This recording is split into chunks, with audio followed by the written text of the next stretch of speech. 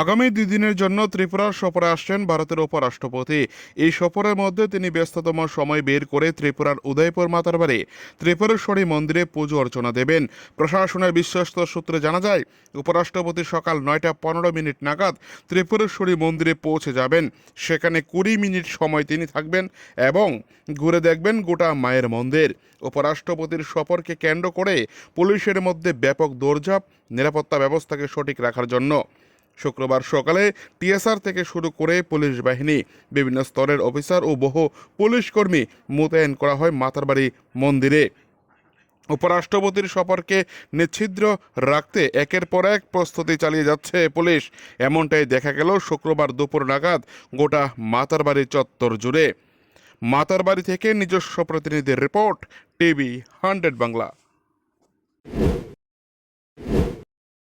খেয়াল করছি না।